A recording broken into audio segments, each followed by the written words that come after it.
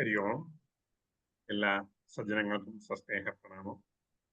സംബന്ധി നയിക്കുന്ന ഭാഗവത പഠന ക്ലാസ് ശ്രീമദ് ഭാഗവതം ചതുർത്ഥ സ്കന്ധം 4-ാം അധ്യായത്തിലെ 17-ാമത്തെ ശ്ലോകം വരെയാണ് ക്ലാസ് പറഞ്ഞു നിർത്തിയത്. ഇന്ന് തുടർന്നുള്ള ഭാഗങ്ങൾ ആരംഭിക്കുന്നു. നമ്മളുടെ ക്ലാസ് നയിക്കുന്നത് ഭാഗവതാചാര്യൻ ഡോക്ടർ PV വിശ്വനാഥൻ നമ്പൂതിരി സാറാണ്. ക്ലാസ് നയിക്കുന്നതിന് സാറിനെ സ്നേഹാദരപൂർവ്വം സ്വാഗതം ചെയ്യുന്നു. നമസ്തേ സാർ. ഓം സഹനാവവതു സഹനൗ ഭുനക്തു സഹ വീര്യം കരവാവഹൈ തേജസ്വിനാവധീതമസ്തു മാ വിദ്വിഷാവഹൈ. ഓം ശാന്തി ശാന്തി ശാന്തി. യം പ്രവ്രജന്തമനുപേതമപേതകൃത്യം ദ്വൈവായനോ വിരഹകാതരയാജുഹാവം ത്രേതി തന്മയതയാ തരവോഭിനേദുസ്തം സർവഭൂതഹൃദയം മുനിമാനതോസ്മി. സമാദരണീയരായ എല്ലാ പഠിതാക്കൾക്കും വിനീതമായ പ്രണാമം. പറഞ്ഞ പോലെ ചതുർത്ഥ സ്കന്ധം 4-ാം അധ്യായം 18-ാമത്തെ ശ്ലോകം നിന്ന് ആരംഭിക്കുന്നു. 17 വരെയാണ് കഴിഞ്ഞ ദിവസം എടുത്ത്. 4-ാം അധ്യായം ശ്ലോകം 18 സതീദേവിയുടെ വാക്കുകളാണ്. അതുകൊണ്ട് പറഞ്ഞ് ഉപസംഹരിക്കാറായതാണ്. അതസ്തവോത്പന്നമിതം കളേവരം ന ധാരയിഷ്യേ ശ്രീകണ്ഠഗർഹിണാം ജഗ്ധഫ്യമോഹദ്ധിവിശുദ്ധിമന്ധഫോ ജുഗുപ്സിതസ്യോദ്ധരണം പ്രചക്ഷതേ. അതഃ അതുകൊണ്ട് മുകളിൽ സൂചിപ്പിച്ച കുറേ കാര്യങ്ങൾക്കുണ്ട്.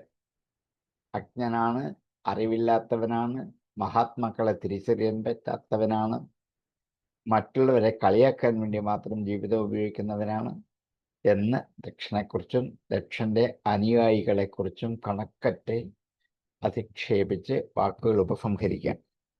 അതഃ അതുകൊണ്ട് തവ ഉത്പന്നം ഇതം കളേവരം അങ്ങയിൽ നിന്നും ഉണ്ടായ ഈ ശരീരത്തെ ന ധാരയിഷ്യേ ഇനി ഞാൻ കൊണ്ടു നടക്കില്ല, ഇനി ഞാൻ ധരിക്കില്ല. ശിതികണ്ഠഗർഹിണ, ശിതികണ്ഠൻ പരമശിവൻ, പരമശിവനെ നിന്ദിച്ച ശിതികണ്ഠഗർഹിണ, പരമശിവനെ നിന്ദിക്കുന്ന തവ ഉത്പന്നം ഇതം കളേവരം അങ്ങയിൽ നിന്നും ഉത്പന്നമായ ഈ ശരീരത്തെ ന ധാരയിഷ്യേ ഇനി ഞാൻ ധരിക്കില്ല. ജഗ്ധഫ്യ മോഹാദ്ധ്യ വിശുദ്ധിമന്ധഫോ, ജഗ്ധഫ്യ ഭക്ഷിച്ച, ജഗ്ധം ഭക്ഷിച്ചത്, മോഹാദ് ഹി മോഹം കൊണ്ട് ആകട്ടെ, വിശുദ്ധിം അന്ധഫഃ വിശുദ്ധിയെ, അന്ധഫഃ അന്നത്തിന്റെ, അന്ധഫ് അന്നം, അന്ധഫെന്ന് നായും തായും കടുപ്പിച്ച് പറഞ്ഞില്ലെങ്കിൽ അന്ധഫാക്കി. അന്ധഫ് മലയാളത്തിൽ വേറെ അർത്ഥമായിട്ട് മാറും. ഞാൻ ക്ലാസ്സിനാണ് ഇപ്പൊ ഒന്ന് വിളിച്ചാണ്, ഞാൻ പിന്നെ വിളിക്കാം.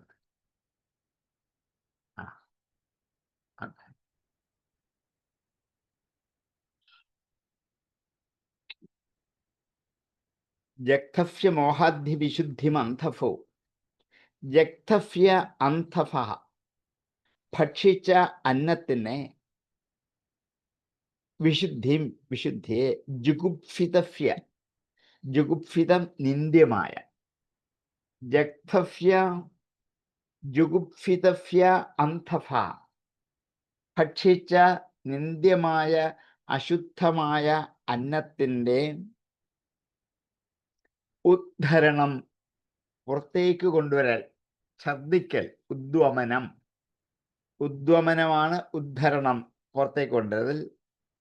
പ്രചക്ഷതേ വിശുദ്ധിം പ്രചക്ഷതേ, അതിനെ വിശുദ്ധി എന്ന് പറയുന്നു. ശുദ്ധമല്ലാത്ത ചീത്തയായ ഭക്ഷണം കഴിച്ചകത്ത് ചെന്നാൽ അതെന്ത് ചെയ്യണം? ഛർദിച്ചു കളയണം. അപ്പോഴേ ശുദ്ധമാവുകയുള്ളൂ. അതുപോലെ അങ്ങയിൽ നിന്ന് ഉത്ഭവിക്കുന്ന ഈ ശരീരം ഇനി ഞാൻ കൊണ്ടു നടന്നാൽ, അശുദ്ധമായ ഈ ശരീരം ഞാൻ കൊണ്ടു നടന്നാൽ, എൻ്റെ മനസ്സ് ശുദ്ധമല്ല. അതുകൊണ്ട് ഞാനിവിടെ നിശ്ചയിച്ചിരിക്കുകയാണ്, എൻ്റെ ഈ ശരീരം ഉപേക്ഷിക്കണം. അങ്ങയിൽ നിന്നുണ്ടായതാണ് ഈ ശരീരം. ആ ശരീരത്തെ എന്ത് ചെയ്യണം? ഉപേക്ഷിക്കണം. ഏതുപോലെ? ദുഷിച്ചതായ ഈ ശരീരം, അങ്ങയിൽ നിന്നും ഉണ്ടായി ദുഷിച്ചതായ ഈ ശരീരത്തെ ഛർദ്ദിച്ച് ഭക്ഷിച്ച വസ്തുക്കൾ ഛർദ്ദിച്ച് പുറത്തു കളയുന്ന പോലെ ഞാനും ഈ ശരീരത്തെ ഛർദ്ദിച്ച് പുറത്തു കളഞ്ഞ് എനിക്ക് രക്ഷപ്പെടണം. ഈ ശരീരം ഇനിമേൽ കൊണ്ടു നടക്കുന്നത് ശരിയല്ല. അങ്ങയുടെ പുത്രിയായി ജനിച്ചതിൻ്റെ ഒരു പരിഹാര രൂപമായ ശുദ്ധികർമ്മമാണ് ഈ ചെയ്യേണ്ടത്. അതുകൊണ്ട് അങ്ങയുടെ സംബന്ധമുള്ള ഈ ശരീരത്തെ ഞാൻ ഉപേക്ഷിക്കാൻ തീരുമാനിച്ചിരിക്കുന്നു. അതിനൊരു ഉദാഹരണം പറഞ്ഞതാണ്, ചീത്തയായ ഭക്ഷണം കഴിച്ചാൽ ഛർദ്ദിച്ചു കളയും. അങ്ങനെയാണ് ലോക സ്വഭാവം. അതുപോലെ അങ്ങയിൽ നിന്ന് കിട്ടിയ ചീത്തയായ ഈ ശരീരത്തെ എന്ത് ചെയ്യണം? ഛർദ്ദിച്ചു കളയണം, ഉപേക്ഷിക്കണം. ഇതാണ് ലോകസാമാന്യ നിയമം. അതുകൊണ്ട് ഞാനിതാ എൻ്റെ ഈ ശരീരത്തെ ഉപേക്ഷിക്കാൻ തീരുമാനിച്ചിരിക്കുന്നു. അതസ്തവോത്പന്നമിതം കളേവരം ന ധാരയിഷ്യേ ശിതികണ്ഠഗർഹിണാം ജഗ്ധവ്യമോഹാദ്ധിവിശുദ്ധിമന്ധഭോ ജുഗുപ്സിതസ്യോദ്ധരണം പ്രചക്ഷതേ. അതഃ ശിതികണ്ഠഗർഹിണഃ തവ ഉത്പന്നം ഇദം കളേബരം ന ധാരയിഷ്യേ മോഹാത് ജഗ്ധവ്യ ജുഗുപ്സിതസ്യ അന്ധഫഃ ഉദ്ധരണം വിശുദ്ധിം പ്രചക്ഷത്തെ. ഹി തീർച്ചയാണുള്ളത്. അതസ്തവോത്പന്നമിദം കളേബരം ന ധാരയിഷ്യേ ശിതികണ്ഠഗർഹിണാം ജഗ്ധവ്യമോഹാദ്ധിവിശുദ്ധിമന്ധഫോ ജുഗുപ്സിതസ്യോദ്ധരണം പ്രചക്ഷതേ. അതസ്തവോത്പന്നമിദം കളേബരം ന ധാരയിഷ്യേ ശിതികണ്ഠഗർഹിണാം ജഗ്ധവ്യമോഹാദ്ധിവിശുദ്ധിമന്ധഫോ ജുഗുപ്സിതസ്യോദ്ധരണം പ്രചക്ഷതേ. അതസ്തവോത്പന്നമിദം കളേബരം ന ധാരയിഷ്യേ ശിതികണ്ഠഗർഹിണാം ജഗ്ധവ്യമോഹാദ്ധിവിശുദ്ധിമന്ധഫോ ജുഗുപ്സിതസ്യോദ്ധരണം പ്രചക്ഷതേ. ന വേദവാദാനനുവർത്തതേ മതി ത്വയേവ ലോകേ രമതോ മഹാമുനേ യഥാഗതേ ദൈവമനുഷ്യയോ പൃഥക് സ്വയേവ ധർമ്മേ ന പരം ക്ഷിപേത് സ്ഥിതഃ. ന വേദവാദാൻ അനുവർത്തതേ മതിഃ. വേദവാദങ്ങളെ ന അനുവർത്തതേ അനുസരിക്കുന്നില്ല. മതിഃ ബുദ്ധി.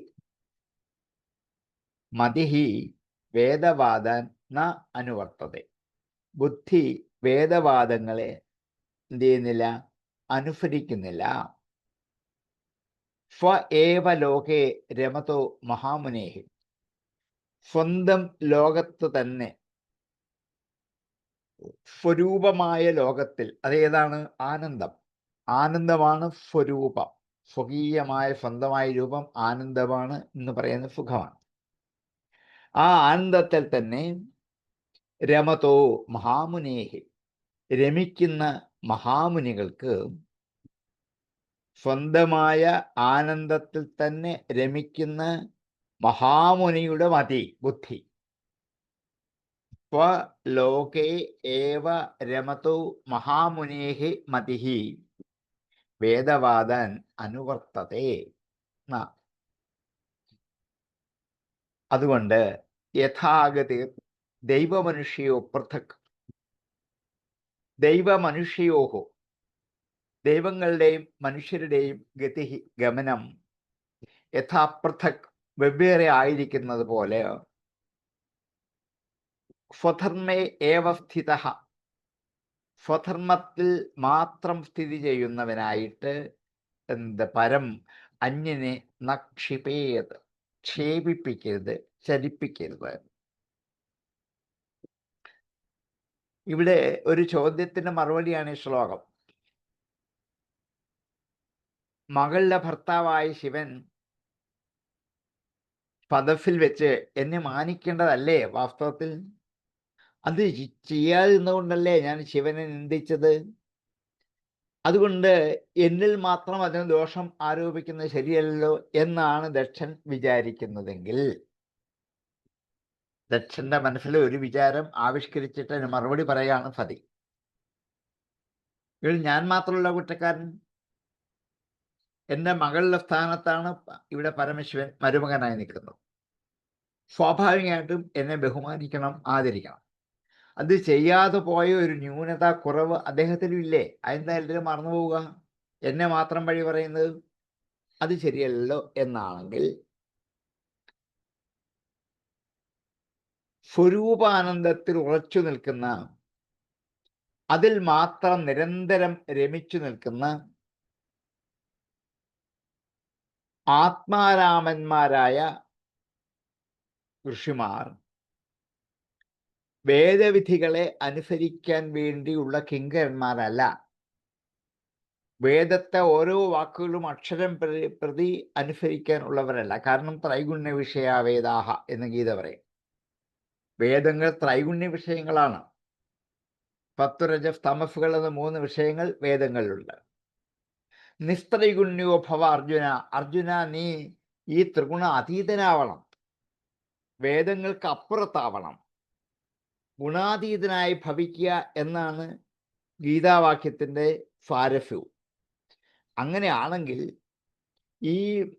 ഈ ത്രിഗുണ അതീതമായ ആത്മാനന്ദത്തെ അനുഭവിക്കുന്നവരായ മഹാത്മാക്കൾക്ക് വേദവിധി അനുസരിക്കണം എന്നില്ല.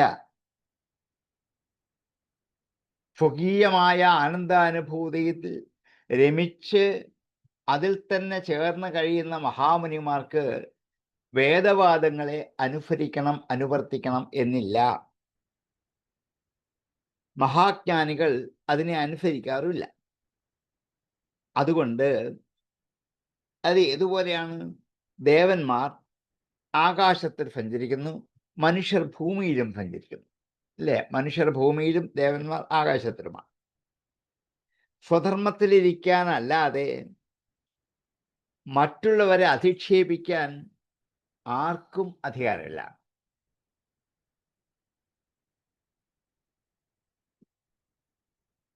കാരണം ദേവന്മാർക്ക് ഒരു മാർഗം വേദങ്ങൾ നിർദ്ദേശിച്ചിട്ടുണ്ട്. ആ വഴിയല്ലേ അവർക്ക് പോകാൻ പറ്റുള്ളൂ. മനുഷ്യർക്ക് മറ്റൊരു മാർഗവും നിർദ്ദേശിച്ചിട്ടുണ്ട്. അവർക്കും ആ വഴിയല്ലേ പോകാൻ പറ്റൂ. മനുഷ്യർക്ക് ആകാശത്തിലൂടെ സഞ്ചരിക്കാൻ പറ്റുമോ? ഇല്ല. ദേവന്മാർക്ക് ഭൂമിയിലൂടെ സഞ്ചരിക്കാൻ പറ്റുമോ? അതുമില്ല. രണ്ടുപേരുടെയും സഞ്ചാരപഥങ്ങൾ വ്യത്യസ്തങ്ങളാണ്. അവരവരുടെ ധർമ്മത്തിൽ അവരവർ ഉറച്ചു നിൽക്കണം. ദേവന്മാർ ദേവന്മാരുടെ ധർമ്മത്തിൽ നിൽക്കണം, മനുഷ്യർ മനുഷ്യരുടെ ധർമ്മത്തിൽ നിൽക്കണം. അതുകൊണ്ട് അങ്ങനെ അല്ലാതെ കണ്ടായാൽ സ്വധർമ്മേ ഏവ, സ്വധർമ്മത്തിൽ തന്നെ സ്ഥിതി ചെയ്തുകൊണ്ട്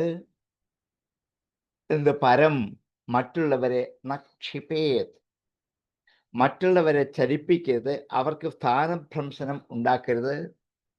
അവരവരുടെ ധർമ്മത്തിൽ നിന്നുകൊണ്ട് സ്വധർമ്മം അനുഷ്ഠിക്കുകയാകാവൂ. മറ്റുള്ളവരുടെ സ്ഥാനത്തെക്കുറിച്ച് ചോദ്യം ചെയ്ത് വിഷമിപ്പിക്കരുത്. അങ്ങിപ്പോൾ ചെയ്യുന്ന അതാണ്.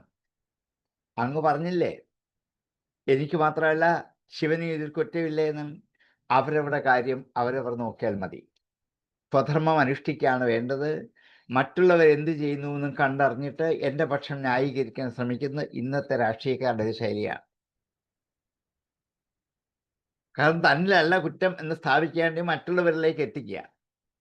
താനും അവരും കുറ്റക്കാരാണെങ്കിൽ പോലും താൻ ഇതിൽ നിരപരാധിയാണ്, അവരാണ് കുറ്റക്കാരൻ എന്ന് വരുത്തി വയ്ക്കാൻ വേണ്ടിയുള്ള ഒരു യത്നമാണ് ഇന്ന് ലോകത്ത് നടക്കുന്നത്. അത് ഒരിക്കലും ശരിയല്ല എന്നുള്ളത് കൊണ്ടാണ് അങ്ങ് പരമശിവന്റെ ദോഷം അല്ല ഇവിടെ പറയേണ്ടത്, അങ്ങ് ചെയ്യേണ്ടത് ചെയ്തില്ല എന്ന് മാത്രം പറഞ്ഞാൽ മതി. പരമശിവൻ എന്നെ ആദരിച്ചില്ല എന്നുള്ളത് കൊണ്ട് ആണ് ഞാൻ പരമശിവനോട്, അപ്പൊ താങ്കൾ ചെയ്യേണ്ട ജോലിയോ അത് ചെയ്തില്ലല്ലോ, അത് പറയരുത് എന്നുള്ള ഭാവം ശരിയല്ല എന്ന് സതി അന്നേ തന്നെ ഈ ദക്ഷനോട് ദക്ഷന്റെ വാക്കുകൾക്ക് മറുപടിയായിട്ട് മനോഹരമായി വിന്യസിക്കുന്നത് ഇന്നത്തെ ആധുനിക രാഷ്ട്ര താല്പര്യങ്ങളിലേക്ക് കടന്നു പോകാനുള്ള ഒരു വഴി ഇവിടെ ഈ ഫതിയുടെ വാക്കിൽ ഒരുക്കി വെച്ചിട്ടുണ്ട് വ്യാസൻ. എത്ര വിദഗ്ധനാണ് വ്യാസൻ! ഇന്നിതൊക്കെ സംഭവിക്കാൻ സാധ്യതയുണ്ട്. അതുകൊണ്ട് അന്ന് തന്നെ ഫതിയെ കൊണ്ട് പറയിച്ചു, സ്വ ഏവ ധർമ്മേ, അവരവരുടെ ധർമ്മത്തിൽ തന്നെ സ്ഥിതി ചെയ്യണം, ന പരം ക്ഷിപേത്, മറ്റുള്ള ധർമ്മത്തെക്കുറിച്ച് ആക്ഷേപിക്കുകയല്ല വേണ്ടത് എന്ന് ലോകത്തോടായിക്കൊണ്ട് എന്നും കൊടുക്കേണ്ട ഒരു ഉപദേശം ഫതിയെ കൊണ്ടാണ് ഇവിടെ ദക്ഷനോട് എത്തിക്കുന്നത്. ന വേദവാദാനുവർത്തതേ മതി സ്വയേവ ലോകേ രമതോ മഹാമുനേ യഥാഗത ദൈവമനുഷ്യയോ പൃഥക് സ്വയേവ ധർമ്മേ ന പരം ക്ഷിപേത് സ്ഥിതാം സ്വേ ലോകേ ഏവാം രമതഃ മഹാമുനേഃ മതിഃ വേദവാദാൻ ന അനുവർത്തതേ ദൈവമനുഷ്യയോഃ ഗതിഃ യഥാ പൃഥക് സ്വധർമ്മേ ഏവ സ്ഥിതഃ പരം ന ക്ഷിപേത്. ന വേദവാദാനുവർത്തതേ മതി സ്വയേവ ലോകേ രമതോ മഹാമുനേ യഥാഗതർദൈവമനുഷ്യയോ പൃഥക് സ്വയേവ ധർമ്മേ ന പരം ക്ഷിപേത് സ്ഥിതാം ന വേദവാദാനുവർത്തതേ മതി സ്വയേവ ലോകേ രമതോ മഹാമുനേ യഥാഗതർദൈവമനുഷ്യയോ പൃഥക് സ്വയേവ ധർമ്മേ ന പരം ക്ഷിപേത് സ്ഥിതാം കർമ്മപ്രവൃത്തം ച നിവൃത്തമപ്യുതം വേദേ വിവിച്യോഭയലിംഗമാശ്രിതം വിരോധി തദ്യൗകപദൈകകർത്തരിദ്വയം തഥാ ബ്രഹ്മണി കർമ്മ നർച്ഛതി.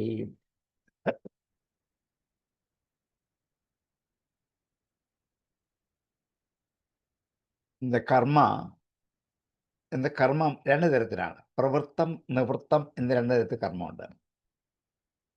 ഒന്ന് ലൗകിക ലോക ജീവിതത്തിലേക്ക് പ്രവർത്തിക്കാൻ കാരണമായ കർമ്മം. മറ്റൊന്ന് അതിൽ നിന്നും വിരക്തി നേടി പിന്തിരിയാനുള്ള കർമ്മം. ഇപ്പൊ ലോകത്തിലേക്ക് പ്രവർത്തിക്കാനുള്ള കർമ്മം പ്രവൃത്തി ധർമ്മമെന്നും അതിൽ നിന്നും പിന്തിരിഞ്ഞു പോകാനുള്ള കർമ്മത്തെ നിവൃത്തി കർമ്മമെന്നും അങ്ങനെ കർമ്മത്തെ രണ്ടായിട്ട് വേർതിരിക്കുന്നുണ്ട്. അത് കർമ്മ പ്രവൃത്തം ച നിവൃത്തം അപി ആണെങ്കിലും ഋതം വേദേ വിവിച്യ ഉഭയലിംഗമാശ്രിതം. ഋതം സത്യമാണ്, നിവൃത്തം അപി ഋതം നിവൃത്തമപ്യുതം. അപ്യുതം എന്നുള്ളത് നമുക്ക് വായിക്കാൻ ഇത്തിരി വിഷമം വരും. യാ കഴിഞ്ഞിട്ട് ഋ സന്ധി ചേർന്ന് വരും. അപ്യുതം എന്ന് പറയണം. അല്ലെങ്കിൽ എന്താണ് കർമ്മ പ്രവൃത്തം ച നിവൃത്തമപി ഋതം എന്ന് സ്പ്ലിറ്റ് ചെയ്ത് പറയുന്നതുകൊണ്ട് വിരോധമില്ല. ഋതമാണ് അവിടെ കേൾക്കേണ്ടത്, പറയേണ്ടത്.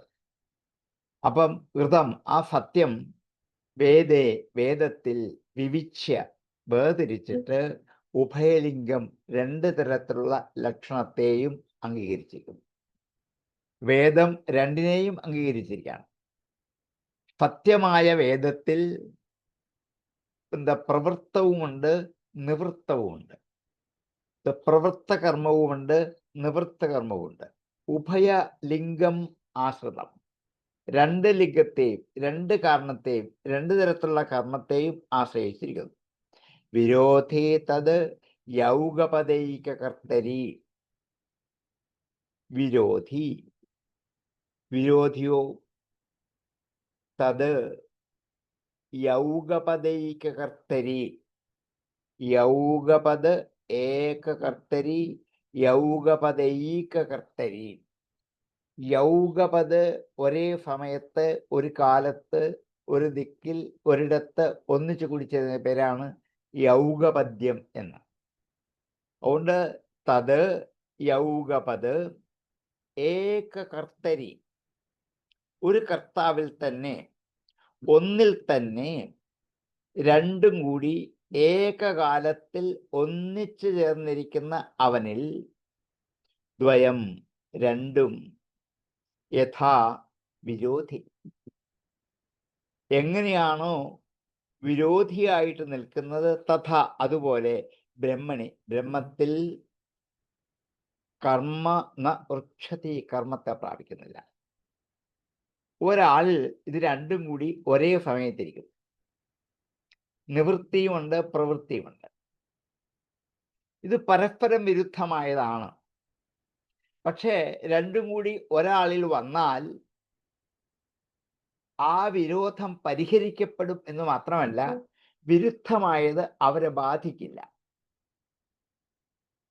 അത് ഏതുപോലെ എന്നാൽ, വെളിച്ചവും ഇരുട്ടും ഒരേ സമയത്ത് ഒരു സ്ഥലത്ത് ഒരുപോലെ കാണപ്പെടാൻ പറ്റില്ല. വിരോധികളാണ് രണ്ടുപേരും. ഒരേ പുരുഷനിൽ ഒരേ സമയത്ത് രണ്ടുവിധ കർമ്മങ്ങൾ നടത്താൻ പറ്റുകയില്ല. ഏതുപോലെ ഇരുട്ടും വെളിച്ചവും ഒരു സമയത്ത് ഒരു സ്ഥലത്ത് ഒരേപോലെ കാണില്ല. ഒന്നീ വെളിച്ചം അല്ലെങ്കിൽ ഇരുട്ട്. അപ്പം വിഷയത്തിൽ ആസക്തി ഉള്ളവൻ പ്രവൃത്തി മാർഗത്തെയും, വിഷയത്തിൽ വിരക്തി ഉള്ളവൻ നിവൃത്തി മാർഗത്തെയും സ്വീകരിക്കുന്നതിന് വിരോധമില്ല. ഇത് രണ്ടും ഒരാളുണ്ട്. അയാൾക്ക് വേണമെങ്കിൽ നിവൃത്തി മാർഗം സ്വീകരിക്കാം, അല്ലെങ്കിൽ ഈ വിരുദ്ധമായ രണ്ടും കൂടി ഒന്നിച്ചൊരാളിരിക്കാം. അങ്ങനെ ഇരിക്കുമ്പോൾ ഒന്നേ സ്വീകരിക്കാൻ പറ്റുള്ളൂ. ഒന്നുകിൽ പ്രവൃത്തം അല്ലെങ്കിൽ നിവൃത്തം. ഇത് രണ്ടും ഒന്നിനെ ആശ്രയിച്ചിരിക്കുകയാണ് വേദങ്ങൾ, ഒരാളെ ആശ്രയിച്ചിരിക്കുകയാണ്. അതിൽ ഒന്നേ സ്വീകരിച്ച് പ്രവർത്തിക്കാൻ പറ്റും. തത് യൗഗപദൈകകർത്തരി ദ്വയം തഥാ ബ്രഹ്മണി കർമ്മ ന വൃക്ഷതി. ബ്രഹ്മത്തിൽ ഈ കർമ്മം എത്തില്ല, പ്രാപിക്കില്ല. ഈ കർമ്മങ്ങളൊന്നും ബ്രഹ്മത്തിലേക്ക് എത്തുന്നേ അല്ല. അതുകൊണ്ട് ഈ പ്രവൃത്തി മാർഗത്തിലും അതുപോലെ നിവൃത്തി മാർഗത്തിലും ഏതിലാണോ അവരവർ പ്രയത്നിക്കുന്നത് അതിലിരുന്ന് അവർക്ക് അതിൻ്റെ ഫലം അനുഭവിക്കാൻ സാധിക്കും. ഒരേ സമയത്ത് രണ്ട് വിരുദ്ധ വസ്തുക്കൾ ഒന്നിച്ചിരുന്നാലും നിവൃത്തി മാർഗത്തെ ആശ്രയിക്കുന്നതും കർമ്മം ചെയ്യണം, പ്രവൃത്തി മാർഗത്തെ ആശ്രയിക്കണം കർമ്മം ചെയ്യണം. അതുകൊണ്ട് രണ്ടിലും കൊണ്ട് അപരോക്ഷാനുഭൂതി ഉണ്ടാകുന്നത് കൊണ്ട് ബ്രഹ്മമായിരിക്കുന്ന ഈ ഒരു ജ്ഞാനിയിൽ ഒരുവിധമായ കർമ്മം പ്രവർത്തിക്കത്തില്ല. അയാൾ ബ്രഹ്മമയമായി തന്നെ ഇരിക്കത്തുള്ളൂ. പക്ഷെ ഇത് രണ്ടും അയാളുണ്ടാവും. എന്നിട്ട് അയാൾക്ക് വേണമെങ്കിൽ ലൗകികനായി പോകാം, അല്ലെങ്കിൽ വിദഗ്ധി നേടി ബ്രഹ്മനിഷ്ഠനായിട്ട് പറയാം. അതുകൊണ്ട് പരമാനന്ദ സ്വരൂപനായ പരമശിവൻ കർമാതീതമായ ബ്രഹ്മമാണ് എന്നിവിടെ സ്ഥാപിക്കാൻ പുറപ്പെടുക. കർമ്മങ്ങളൊക്കെ അപ്പുറത്താണ്.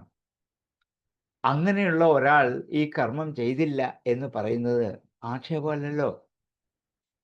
അങ്ങേപോലെ എന്നെപ്പോലെയുള്ള മനുഷ്യർ കർമ്മം ചെയ്തില്ല എന്ന് പറഞ്ഞാൽ ശരിയാണ്. പരമശിവൻ അങ്ങയെ കണ്ടപ്പോൾ എഴുന്നേറ്റില്ല എന്നുള്ള കർമ്മം ചെയ്തില്ല എന്ന് പറയുന്നത് ഈ മഹാത്മാക്കളെ സംബന്ധിച്ച് അവരുടെ സ്വധർമ്മമാണ്. ദേവന്മാരുടെ ധർമ്മം ഒന്ന്, മനുഷ്യരുടെ ധർമ്മം മറ്റൊന്ന്. അപ്പം അവർക്ക് പ്രവൃത്തി ധർമ്മം ചെയ്യണം എന്നില്ല. നമ്മൾക്ക് അത് വേണമെങ്കിൽ തിരഞ്ഞെടുക്കാം. ഉണ്ട്. ഇത് രണ്ടും ഒരാളിൽ ഒരേപോലെ ചേർന്നിരിക്കും. യുക്തമായത് തിരഞ്ഞെടുത്ത് ആ വഴിയിൽ കൂടി പോകാനുള്ള അവരവർക്കുണ്ട്. അതുകൊണ്ട് ഇവിടെ പരമേശ്വരൻ എഴുന്നിട്ടില്ല എന്നുള്ള ആക്ഷേപം ശരിയല്ല എന്ന് യുക്തിസഹമായി സമർത്ഥിക്കാം. കർമ്മപ്രവർത്തം ച നിവൃത്തമപ്യുതം വേദേ വിവിച്യോഭയലിംഗമശ്രിതം വിരോധിതദ്യൗഗപദൈകകർത്തരിദ്വയം തഥാ ബ്രഹ്മണി കർമ്മ നർച്ഛതി. ന വൃക്ഷതി കുഴിച്ചുമ്പോൾ നർച്ഛതി, വൃക്ഷതി പ്രാപിക്കുക, ന വൃക്ഷതി പ്രാപിക്കുന്നില്ല. പ്രവൃത്തം നിവൃത്തം കർമ്മ, പ്രവൃത്തം നിവൃത്തം ച കർമ്മ വേദേ വിവിച്യ ഉഭയലിംഗം ആശ്രിതം അപി യൗഗപദൈകകർത്തരി ദ്വയം യഥാ വിരോധി തഥാ ബ്രഹ്മണി കർമ്മ ന വൃക്ഷതി. കർമ്മപ്രവർത്തം ച നിവൃത്തമപ്യുതം വേദേ വിവിച്യോഭയലിംഗമശ്രിതം വിരോധി തദ്യൗകപദൈകകർത്തരിദ്വയം തഥാ ബ്രഹ്മണി കർമ്മ നർക്ഷതി കർമ്മപ്രവൃത്തം ച നിവൃത്തമപ്യുതം വേദേ വിവിച്യോഭയലിംഗമാശ്രിതം വിരോധി തദ്യൗകപദൈകകർത്തരിദ്വയം തഥാ ബ്രഹ്മണി കർമ്മ നർക്ഷതി മാവപ്പദവ്യപിതരഃമദാസ്ഥിതാ യാ യജ്ഞശാലാസു ന ധൂമവർത്മഭീം തദന്നതൃപ്തി അസുഭൃദ്ഭിരീഡിതാം അവ്യക്തലിംഗാം അവധൂതസേവിതാഹം. മാ അരുത്, വഹ പദവ്യഃ പദവ്യഃ പദവികൾ സ്ഥാനങ്ങൾ, വഹ നിങ്ങൾക്ക്, മാ ഇല്ല, അരുത്, ഉണ്ടാവരുത്. വഹ പദവ്യഃ മാ നിങ്ങൾക്ക് പദവികൾ സ്ഥാനങ്ങൾ ഇല്ല, ഉണ്ടാവുന്നില്ല. പിതരസ്മാത് ആസ്ഥിത, പിതഃ അസ്മാത് ആസ്ഥിത. പിതഃ സംബോധനയാണ്. ഹേ പിതാവേ, അസ്മാത് ആസ്ഥിത ഞങ്ങളാൽ ആശ്രയിക്കപ്പെട്ടിരിക്കുന്ന, ഹേ പിതഃ അസ്മദ് ആസ്ഥിത പിതരസ്മദാസ്ഥിത. അസ്മദ് ആസ്ഥിതാഃ പദവ്യഃ വഹ മാ ഞങ്ങളാൽ ആശ്രയിക്കപ്പെടുന്ന പദവികൾ നിങ്ങൾക്ക് അരുത്, ഉണ്ടാവരുത്, ഇല്ല. യാഹ യാവകളാണോ യജ്ഞശാലാസു യജ്ഞശാലകളിൽ ധൂമവർത്മഭിഹി ധൂമത്തിൻ്റെ വഴികളിലൂടെ,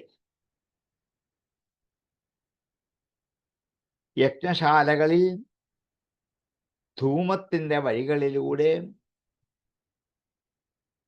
യജ്ഞത്തിലുള്ള തത് അന്നതൃപ്തി യജ്ഞത്തിലുള്ള അന്നത്തിൻ്റെ തൃപ്തിക്കായിക്കൊണ്ട് തദന്നതൃപ്തൈഹി തൃപ്തൈഹി അസുഭിഹി അസുഭൃദ്ഭിഹി ഈഡിത. അസുഭൃത്തുകൾ പ്രാണികൾ, മനുഷ്യർ, പ്രാണനെ ധരിക്കുന്നവർ. അസു പ്രാണൻ, അസുഭൃത്ത് പ്രാണനെ ഭരിക്കുന്നവർ, ധരിക്കുന്നവർ. അസുഭൃദ്ഭിഹി അവരാൽ, ഈഡിത സ്തുത്യ സ്തുതിക്കപ്പെടുകയാവും. അന്നതൃപ്തി അസുഭൃദ്ഭിഹി ഈഡിത അന്നം കൊണ്ട് തൃപ്തരായ ധൂമമാകുന്ന വഴിയുള്ള അവരെ മനുഷ്യരാൽ സ്തുതിക്കപ്പെടുന്നവയാകും. അവ്യക്തലിംഗ അവധൂത സേവിതാഹ അവ്യക്തമായിരിക്കുന്ന ലിംഗം അടയാളം, അടയാളത്തോടു കൂടിയതായും അവധൂത സേവിതാഹ അവധൂതന്മാരാൽ സേവിക്കപ്പെടുന്നവയും അല്ല. അതായത് ശിവനെക്കുറിച്ച് പറഞ്ഞ ഓരോ ആക്ഷേപങ്ങൾക്ക് സമാധാനം പറഞ്ഞു കഴിഞ്ഞു. പക്ഷേ ശിവന്റെ നിരതിശയമായ സ്വഭാവ മഹിമയെ അങ്ങ് തിരിച്ചറിഞ്ഞിട്ടില്ല. അങ്ങയോടുള്ള സ്നേഹം കൊണ്ട് ഞാൻ പറയുകയാണ്, ശ്രദ്ധിച്ച് കേൾക്കണം. ഞങ്ങൾ ഇപ്പോൾ അധിവസിക്കുന്ന പദവികളൊന്നും നിങ്ങൾക്കില്ല, അത് ലൗകികരായ ഞങ്ങൾക്കേ ഉള്ളൂ. അങ്ങ് ബ്രഹ്മാവിൻ്റെ പുത്രനാണ്, പ്രജാപതിയാണ്. അങ്ങനെയുള്ള നിങ്ങൾക്ക്, പ്രജകളുടെ പതിയാണ് നിങ്ങൾ, നിങ്ങൾക്ക് ഞങ്ങൾ അധിവസിക്കുന്ന ഈ സ്ഥാനങ്ങളൊന്നും നിങ്ങൾക്കില്ല. നിങ്ങളുടെ ഈ പദവികളൊക്കെ അല്പകാലം നിലനിൽക്കുകയും വീണ്ടും വരുന്നതുമാണ്. ഒരു കൽപ്പാന്തകാലം കഴിയുമ്പോൾ ഈ ബ്രഹ്മാവ് നശിച്ചിട്ട് അടുത്ത ബ്രഹ്മാവ് വീണ്ടും വരും. ബ്രഹ്മാവിൻ്റെ നാഭിയിൽ താമരയുണ്ടാകും, ഭഗവാന്റെ നാഭിയിൽ താമരയുണ്ടാകും, അതിൽ നിന്നും ബ്രഹ്മാവുണ്ടാകും, അതിൽ നിന്നും സനകാദികൾ വരും, അതിൽ നിന്ന് ഈ സപ്തർഷിമാർ വരും, അതിൽ നിന്ന് പ്രജാപതിമാരായ നിങ്ങളും ഉണ്ടാകും. നിങ്ങളൊക്കെ മറയും, നിങ്ങൾ വീണ്ടും ഉണ്ടാകും. അതുകൊണ്ട് പുനരാവർത്തി ഉള്ളതാണ് നിങ്ങളുടെ ഈ സ്ഥാനങ്ങളൊക്കെ. യാഗത്തിൽ ഞങ്ങൾ നൽകുന്ന അന്നം ഹവിഫ് കൊണ്ട് തൃപ്തരാകുന്നവരായ നിങ്ങളെ ഞങ്ങൾ സ്തുതിക്കുന്നു. ഞങ്ങൾ സ്തുതിക്കുന്നത് ദേവന്മാരെയാണ്. യാഗാനുഷ്ഠാനം കൊണ്ട് ആ ഭൗതികത വിട്ട് ആത്മീയമായ ലോകത്തിലേക്ക് പോകാനുള്ള ഒരു വഴിയാണ് ഈ പുക, ധൂമമാർഗം. ആ വഴിയിൽ കൂടിയാണ് പോകേണ്ടത്. ഞങ്ങൾ ഇന്ന് അനുഭവിക്കുന്ന ആനന്ദമാകട്ടെ അതിന് പ്രത്യേക കാരണം ഉള്ളതുമല്ല. ഞങ്ങളുടെ ഇച്ഛ കൊണ്ട്, ആഗ്രഹം കൊണ്ട്, സ്വന്തം അനുഭവത്തിൻ്റെ വെളിച്ചത്തിൽ അനുഭവിക്കുന്നതാണ് ഈ പദവികൾ. ലൗകികമായ പദവികൾ, ഭാര്യ, പുത്രൻ, അല്ലേ? പിന്നെന്താണ്? മുത്തശ്ശൻ, സുഹൃത്ത്, ബന്ധുക്കൾ എന്നിങ്ങനെ തുച്ഛങ്ങളായ വിഷയങ്ങളൊക്കെ നിസ്സാരങ്ങളാണ്. പരമഹംസന്മാരൊക്കെ ഇതിനെ ദൂരീകരിച്ചു പോയവരാണ്. അതുകൊണ്ട് ഞാൻ സമൃദ്ധിയുള്ളവനാണ്. രുദ്രനാകട്ടെ എപ്പോഴും ദുഃഖിതനാണ്, ശ്മശാനവാസിയാണ്, സുഖോപകരണങ്ങളൊന്നും അവനില്ല എന്ന് അഹങ്കരിക്കണ്ട. അങ്ങയുടെ ഈ ധാരണ ശിവമാഹാത്മ്യം അറിയാത്തത് കൊണ്ടാണെന്ന് ധരിച്ചുകൊള്ളൂ. പരമശിവനെക്കുറിച്ച് നിന്ദിച്ചതിൻ്റെ ഓരോ വാക്കിനും ഒന്നിച്ചൊരു മറുപടി കൊടുക്കുകയാണ്. ഈ സ്ഥാനമാനങ്ങളൊക്കെ ഒരുപക്ഷെ ഞങ്ങൾക്കുണ്ടാവാം, നിങ്ങൾക്കൊന്നുമില്ല.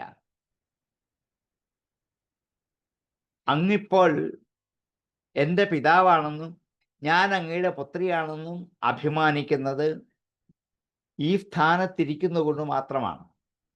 പക്ഷെ അങ്ങ് ബ്രഹ്മാവിൻ്റെ പുത്രനാണ് എന്നുള്ളത് കൊണ്ട് ഈ സ്ഥാനത്തെ അതിക്രമിച്ച്, പുത്രി ഉണ്ടായിക്കഴിഞ്ഞാൽ ഈ വിദഗ്ധി വന്ന് ഈ സ്ഥാനത്തെ അതിക്രമിച്ച് അപ്പുറത്ത് കടന്നു പോകേണ്ടവനാണ്. പക്ഷെ അവിടെ പോകാതെ അങ്ങിപ്പോഴും ഇവിടെ നിൽക്കുകയാണെങ്കിൽ ഈ സ്ഥാനമാനങ്ങൾ കൊണ്ട് അങ്ങേക്ക് ഒരു കാര്യമില്ല. ഞാൻ ബ്രഹ്മാവിൻ്റെ മകനാണെന്ന് അഭിമാനിച്ചിട്ട് കാര്യമില്ല. ഞങ്ങൾക്കിതാവാം, ഞങ്ങൾ ലൗകികരാണ്. അതുകൊണ്ട് അല്ലയോ പിതാവേ, ഈ സ്ഥാനമാനങ്ങളൊന്നും ശാശ്വതമല്ല. യജ്ഞശാലയിൽ നിന്ന് മുകളിലേക്ക് ഉദ്ഗമിക്കുന്ന ധൂമമാർഗത്തിൽ കൂടി അന്നം കൊണ്ട് തൃപ്തരായി ആ പ്രാണനെ കൊണ്ട് സ്തുതിച്ചുകൊണ്ട് മുകളിലേക്ക് കടന്ന് അവ്യക്തലിംഗന്മാരായ അവധൂതന്മാരാൽ സേവിക്കപ്പെടുന്ന ഒരവസ്ഥയാണ് വേണ്ടത്. അത് അങ്ങേക്ക് കിട്ടിയിട്ടില്ല. അങ്ങിപ്പോഴും മനുഷ്യരെക്കാൾ താണ നിലയിലാണ് പെരുമാറുക. അവൻ എന്നെ ആദരിച്ചില്ല, അതുകൊണ്ട് ഞാൻ അവനെ ബഹുമാനിക്കില്ല. ഇത് കേവലമായ അറിവില്ലാത്ത അപണ്ഡിതന്മാരായ താഴേക്കടലുള്ള മനുഷ്യർ പറയുന്ന ഭാഷയാണ്. അങ്ങ് മനുഷ്യനല്ല, അങ്ങ് ദേവനാണ്, എത്രയോ ഉയർന്നവനാണ്. അങ്ങേപ്പോലെയുള്ളവർ ഇങ്ങനെ സംഭാഷണം ചെയ്യുന്നത് യുക്തമല്ല. അതുകൊണ്ട് പരമശിവനെ സംബന്ധിച്ച് സ്ഥാനമാനങ്ങളൊന്നും അദ്ദേഹത്തിന് ആവശ്യമില്ല. ഇതൊന്നും അദ്ദേഹത്തിന്, നിങ്ങൾ കാണപ്പെടുന്ന ദുഃഖങ്ങളൊന്നും അദ്ദേഹത്തിനില്ല. ശ്മശാനവാസിയാണെന്ന് അദ്ദേഹത്തിന് തോന്നിയിട്ടില്ല. അതുപോലെ ഭസ്മം പൂശി നടക്കുന്നവനാണ്, വൃത്തികെട്ടവനാണെന്ന് അദ്ദേഹത്തിന് തോന്നിയിട്ടില്ല. നിങ്ങൾക്കല്ലേ ഉള്ളൂ.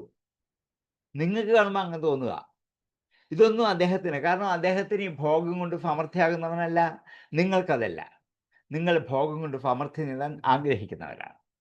അതുകൊണ്ട് ഈ പറഞ്ഞ വാക്കുകളൊക്കെ പിൻവലിച്ച് അഹങ്കാരം ഉപേക്ഷിച്ച് പരമശിവനെ പ്രാപിച്ചാൽ അങ്ങേക്ക് ഗതികേടും ലക്ഷ്യത്തിലെത്താൻ സാധിക്കും എന്ന് ഭംഗ്യന്തരേണ ഒരു ഉപദേശം. മാവപദവ്യപ്പിതരസ്മദസ്ഥിതാം യഥാ യജ്ഞശാലാസു നധൂമവർമ്മഭി അസുഭൃദ്ഭിരീഡിതാം അവ്യക്തലിംഗ അവധൂതസേവിതാ. ഹേ പിതഃ, ആത്മനാസ്ഥിതാഃ പദവ്യഃ വഹ മാ യാഃ യജ്ഞശാലാസു തത് അന്നതപ്തൈഃ ധൂമവർമ്മഭിഃ അസുഭൃദ്ഭിഃ ഈഡിതാഃ അവ്യക്തലിംഗാഃ അവധൂതസേവിതാഃ. മാവപദവ്യപ്പിതരസ്മദസ്ഥിതാം യാ യജ്ഞശാലാസു ന ധൂമവർമ്മഭിഃ തദന്നതപ്തൈരസുഭൃദ്ഭിരീഡിതാം ഔവ്യക്തലിംഗാ അവധൂതസേവിതാം മാവപ്പദവ്യപ്പിതരസ്പദസ്ഥിതാം യാ യജ്ഞശാലാസു ന ധൂമവർത്മഭിः തദന്നതപ്തൈരസുഭൃദ്ഭിരീഡിതാം ഔവ്യക്തലിംഗാം അവധൂതസേവിതാം നൈതേന ദേഹേന ഹരേ കൃതാഗഫോ ദേഹോദ്ഭവേനാലമലം കുജന്മനാം ക്രീഡാമമാഭോ കുജനപ്രസംഗത തജ്ജന്മധിഗ്യോ മഹതാമവദ്യകൃത് ന ഏതേന ദേഹേന ഹരേ കൃതാഗഫഃ.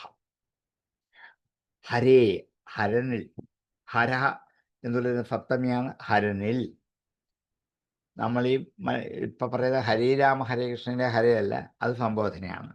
ഇതല്ല, ഹരേ ഹരനിൽ എന്നാണ്. ഹരനിൽ കൃതാഗഫഃ, പാപം ചെയ്യപ്പെട്ടവനായ അങ്ങ്. ആഗഫ് പാപം, കൃതാഗഫഃ പാപം ചെയ്യപ്പെട്ടവൻ. ദേഹോദ്ഭവേന, ഇപ്പം പരമശിവനിൽ അപരാധം ചെയ്തവനായ, ദേഹോദ്ഭവേന ദേഹത്തിൽ നിന്നും ഉണ്ടായവനുമായ, ആ ബ്രഹ്മസ്വരൂപമായ ഭഗവന്റെ ദേഹത്തിൽ നിന്നും ഉണ്ടായവനും ആയ അങ്ങ് കുജന്മന, ദുഷ്ടമായ ജന്മത്തോടു കൂടിയതുമായ, കുജന്മന കുൽസിതമായ ജന്മത്തോടു കൂടിയ. ഏതേന ദേഹേന, ഈ ദേഹത്താൽ, അലം അലം മതി മതി ധാരാളമായി. നൈതേന ദേഹേന ഹരേ കൃതാഗഫോ ദേഹോദ്ഭവേന അലം അലം കുജന്മന.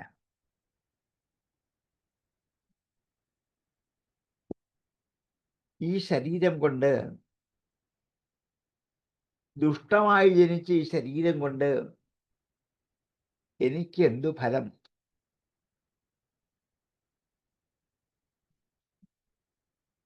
കാരണം താൻ പരമശിവനെ അപമാനിച്ച ആ ശരീരത്തിൽ നിന്നും ഉദ്ഭവിച്ചവനായ ഈ ഞാൻ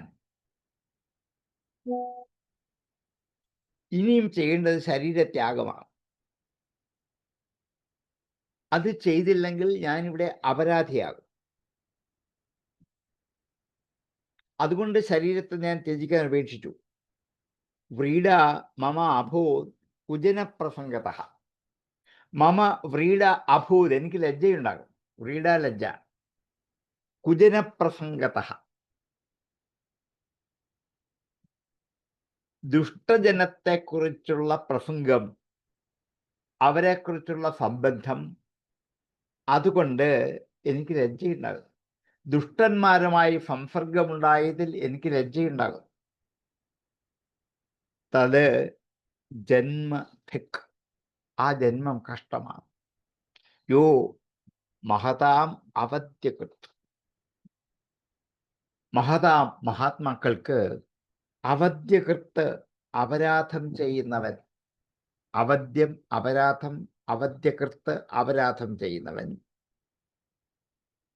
അവന്റെ തജ്ജന്മ ധിക് നിന്ദ്യമാണ്. മഹാത്മാക്കൾക്ക് അപരാധം ചെയ്യുന്ന ജന്മം നിന്ദ്യമാണ്.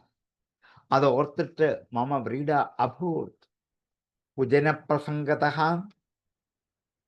മഹതാം അവദ്യകൃത്ത് തത് ജന്മ ധിക് മമ വ്രീഡ അഭൂത്. എൻ്റെ ഈ ശരീരം അങ്ങയുടെ ദുഷ്ടശരീരവുമായ സംബന്ധം കൊണ്ട് എനിക്ക് അപമാനമാണ് ഉണ്ടായത്. മഹാത്മാക്കളെ നിന്ദിച്ചാൽ അവരിൽ നിന്നും ഉണ്ടാകുന്ന ശരീരം പ്രശംസനീയമല്ല, ത്യജിക്കേണ്ടതാണ്. ഈ ശരീരം ഇനി കൊണ്ടു നടക്കാൻ എനിക്ക് ആഗ്രഹമില്ല. ഞാൻ ത്യജിക്കാൻ തന്നെ തീരുമാനിച്ചിരിക്കാം. ഇത് കൊണ്ടു നടന്നാൽ കഷ്ടമാകും. ഇതിപ്പൊരു കഷ്ടം വരെ ഉണ്ടാവാനില്ല. നൈതേന ദേഹേന ഹരേ കൃതാഗഫോ ദേഹോദ്ഭവേനാലമലം കുജന്മനാം വ്രീഡാമമാഭൂത്കുജന പ്രസംഗതാം തജ്ജന്മധിക്യോ മഹതാമവദ്യകൃത്.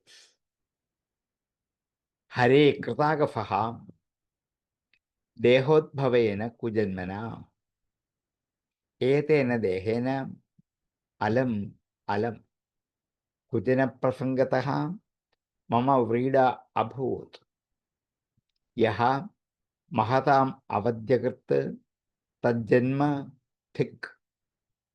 നൈതേന ദേഹേന ഹരേ കൃതാഗഫോ ദേഹോദ്ഭവേനാലമലം കുജന്മനാം വ്രീഡാമമാഭൂത് കുജന പ്രസംഗതാം തജ്ജന്മധിക്യോ മഹതാം അവദ്യകൃത്. നൈതേന ദേഹേന ഹരേ കൃതാഗഫോ ദേഹോദ്ഭവേനാലമലം കുജന്മനാം വ്രീഡാമമാഭൂത് കുജന പ്രസംഗതസ്തജ്ജന്മധിക്യോ മഹതാമവദ്യകൃത്. നൈതേന ദേഹേന ഹരേ കൃതാഗഫോ ദേഹോദ്ഭവേനാലമലം കുജന്മനാം വ്രീഡാമമാഭൂത് കുജന പ്രസംഗതാം തജ്ജന്മധിക്യോ മഹതാമവദ്യകൃത്. ഗോത്രം ത്വദീയം ഭഗവാൻ വൃഷധ്വജോ ദാക്ഷായണീത്യാഹ യഥാ ഫുദുർമനാം വ്യപേതനർമ്മസ്മിതമാശു തദ്ധ്യഹം വിത്സൃക്ഷ്യ ഏതത് കുണപം ത്വദംഗജം. ഗോത്രം ത്വദീയം, അങ്ങയുടെ ഗോത്രം കുടുംബത്തെക്കുറിച്ച് ഭഗവാൻ വൃഷധ്വജ, വൃഷധ്വജനായ ഭഗവാൻ, കാളക്കൊടിയടയാളമായിട്ടുള്ളവനായ ഭഗവാൻ പരമശിവൻ അങ്ങയുടെ ശരീരത്തിൽ നിന്നും ഉണ്ടായതാണ് ഞാനെന്ന് ഓർപ്പിക്കാൻ വേണ്ടി എന്നെ ഇടയ്ക്ക് ദാക്ഷായണി ഇത്യാഹ, ദാക്ഷായണി എന്ന് എന്നെ വിളിക്കും. ദക്ഷന്റെ ശരീരത്തിൽ ഉണ്ടായവളാണ് എന്നുള്ളത് കൊണ്ട്. യഥാ ഫുദുർമനാഹ, ഇനിയും അത് കേൾക്കുമ്പോൾ എനിക്ക് മനസ്സിന് വേദന ഉണ്ടാകും.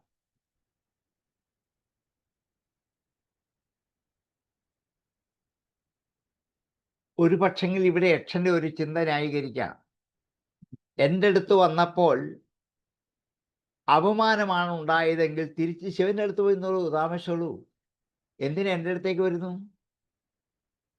ശിവനുമായിട്ട് ചേർന്ന് അവിടെ ഇരിക്കുന്നതല്ലേ നല്ലത്. എന്തിനു ശരീരം ത്യജിക്കുന്നു? അതൊരു സാഹസമല്ലേ എന്ന് ആണ് ദക്ഷൻ വിചാരിക്കുന്നതെങ്കിൽ ഇവിടെ നിന്നും ഞാൻ പരമശിവന്റെ അടുത്തേക്ക് ചെന്നാൽ ആ പരമശിവൻ പരിഹാസമായിട്ടെങ്കിലും എന്നെ ദാക്ഷായണി എന്ന് വിളിച്ചേക്കാം. ആ പേര് അങ്ങയുടെ കുടുംബ പേരും ശരീരത്തിന് പേരും കൂടെ ചേർന്നതാണ്. അത് ഇനി എനിക്ക് കേട്ടാൽ എൻ്റെ മുഖത്തുള്ള സന്തോഷമൊക്കെ പോകും. എന്നല്ല, ലജ്ജ കുനിച്ച് അപമാനിതയായി താഴേക്ക് നോക്കി ഇന്ന് ദുഃഖിക്കും. അതിനേക്കാൾ ഭേദം മരിക്കല്ലേ. അതുകൊണ്ടാണ് ഞാൻ ഈ ശരീരം ഉപേക്ഷിക്കാൻ തീരുമാനം. അപ്പോൾ യുക്തിസഹമായിട്ട് പറയാം, എന്നിട്ട് ശരീരം പിടിയുന്നത് ശിവനോട് പോയി താമസിച്ചോളൂ. അങ്ങനെ പോയി നിൽക്കുമ്പോൾ ശിവൻ ദാക്ഷായണി എന്ന് എന്നെ വിളിച്ചേക്കും, സ്നേഹം കൊണ്ട് വിളിക്കുന്നതാണ്. പക്ഷെ അതിൻ്റെ ഒരു പരിഹാസമുണ്ട്, അതെനിക്ക് സഹിക്കാൻ പറ്റില്ല. അങ്ങയുടെ ദുഷ്ട ശരീരത്തിൻ്റെ പേര് ചേർത്തുകൊണ്ടായിരിക്കും എന്നെ വിളിക്കുക, ദക്ഷന്റെ പുത്രി എന്ന്. ഈ അപമാനം സഹിച്ച് ഇനിയും അവിടെയും ജീവിക്കാൻ ആഗ്രഹിക്കുന്നില്ല, ഈ അവമാനം സഹിച്ച് ഇവിടെയും ജീവിക്കാൻ ആഗ്രഹിക്കുന്നില്ല. എൻ്റെ ശരീരത്യാഗമാണ് ഏറ്റവും ശ്രേഷ്ഠം എന്ന് ഉറപ്പിക്കുക. ദാക്ഷായണീത്യാഹയതാ ഫുധർമന വ്യപേത നർമ്മസ്ഫിതമാശു തത് ഹി അഹം.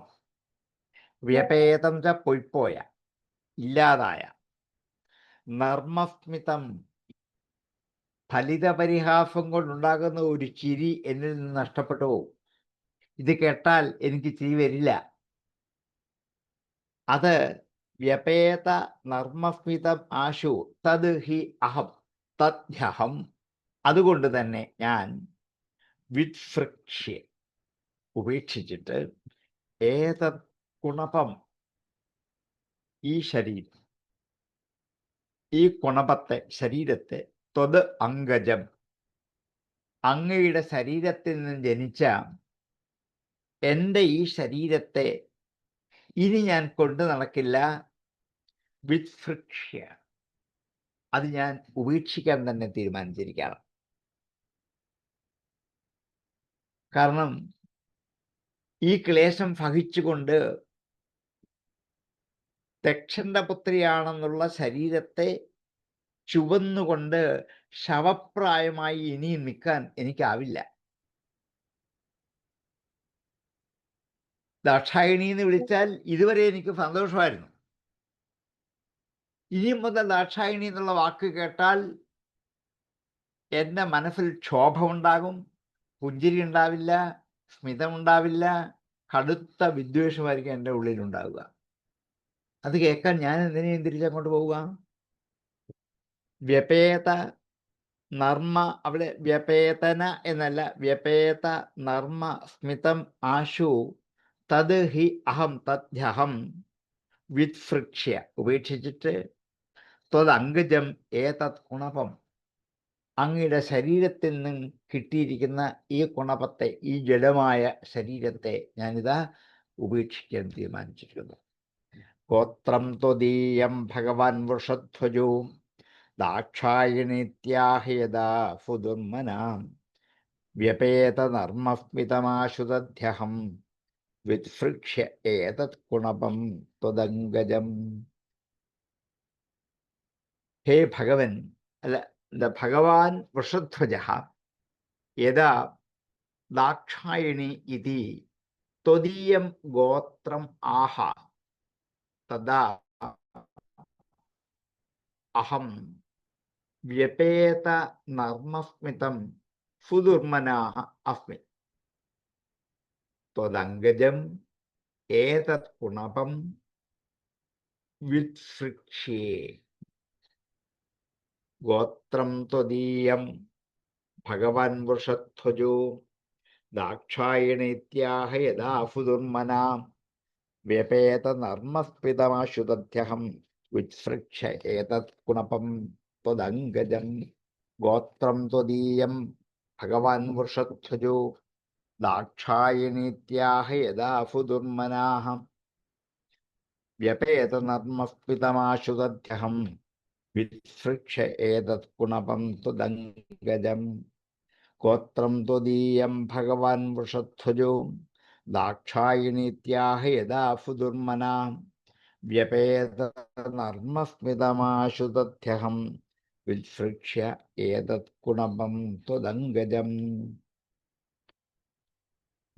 ഇത്രയും പറഞ്ഞാണ് ഫതിതന്റെ വാക്കുകൾ ഉപസംഹരിക്കുന്നത്. ഈ ബാക്കി കഥയുടെ ഒരു ചുരുക്കം മൈത്രേയൻ ഇടയ്ക്ക് നിന്ന് വിതുരരോട് പറയുകയാണ്.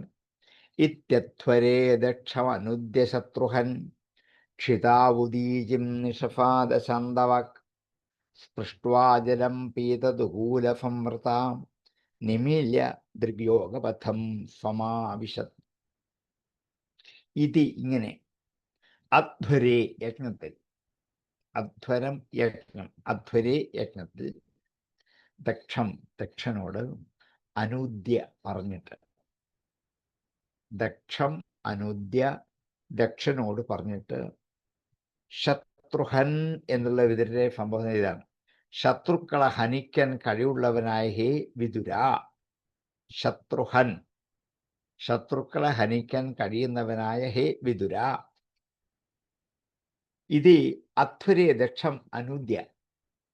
ഇങ്ങനെ യജ്ഞശാലയിൽ വെച്ച് ദക്ഷനോട് പറഞ്ഞിട്ട് ക്ഷിതാവുദീജിം, ക്ഷിതൗദീജിം, ക്ഷിതാവുദീജി, ക്ഷിതൗ നിലത്ത്, ഭൂമിയിൽ, മണ്ണിൽ, ഉദീചിയും വടക്കോട്ട് നോക്കിയിരുന്നിട്ട്, ഉദീചിയായി ദിക്കിനെ നോക്കിയിരുന്നു കൊണ്ട് നിഷഫാദ ഇരുന്നു, ശാന്ത വാക്കുകളൊക്കെ ഉപസംഹരിച്ചു, മൗനവ്രതമായി.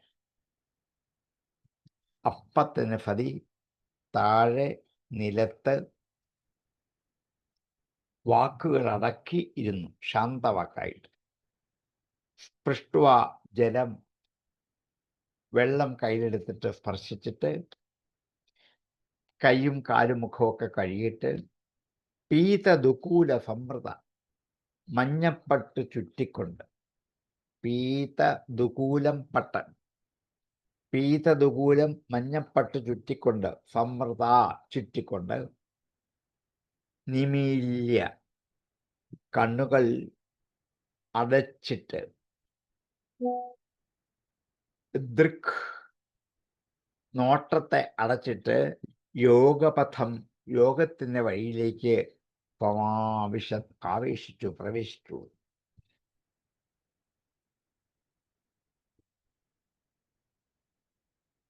ശത്രുക്കളെ ജയിച്ചിരിക്കുന്ന വിതുര എന്ന സംബോധനയാണ്. വിതുരർ യുദ്ധം ചെയ്ത് ശത്രുക്കളെ ജയിച്ചിട്ടില്ല. പിന്നെന്തിനാണ് വിതുരരെ ശത്രുഘ്നൻ എന്ന് വിളിച്ചത്? കാമക്രോധാദികളായ ശത്രുക്കളെ ജയിച്ചവനാണ് വിതുര. ഈ അർത്ഥത്തിലാണ് വിതുരരെ ശത്രുഘ്നൻ എന്ന് വിളിച്ചത്. കാമം, ക്രോധം, ലോഭം, മോഹം, മദം, മാത്സര്യം എന്നുള്ള ശത്രുക്കളെ ജയിച്ചവനാണ് വിതുര. അതുകൊണ്ട് ശത്രുഘ്നൻ എന്ന് വിളിച്ചാണ്. അങ്ങനെയുള്ള ഹേ വിതുര, ഇങ്ങനെ യജ്ഞശാലയിൽ വെച്ച് ദക്ഷനോട് പല ഉപദേശങ്ങളും കൊടുത്തിട്ട് സതീദേവി നിലത്ത് വടക്കോട്ട് നോക്കിയിരുന്ന് മൗനം അവലംബിച്ചിരുന്നു. കണ്ണുകൾ അടച്ചു, ഇന്ദ്രിയങ്ങളൊക്കെ അതാത് വിഷയങ്ങളിൽ നിന്നും പിൻവലിച്ചു, മനസ്സിനെ ഏകാഗ്രമാക്കി നിർത്തി യോഗമാർഗത്തെ ആശ്രയിച്ചു. സദസ്സിൽ വെറും നിലത്ത് വടക്കു നോക്കി സതീദേവി ഇരുന്നു. ഇനി സതിയുടെ ദേഹത്യാഗത്തെക്കുറിച്ചാണ് വിസ്തരിക്കാൻ പോകുന്നത്. സതീദേവി യോഗാവസ്ഥയിലാണ് ദേഹം ഉപേക്ഷിക്കുന്നത്, യോഗാഗ്നിയിലാണ് ദേഹം ഉപേക്ഷിക്കുന്നത്.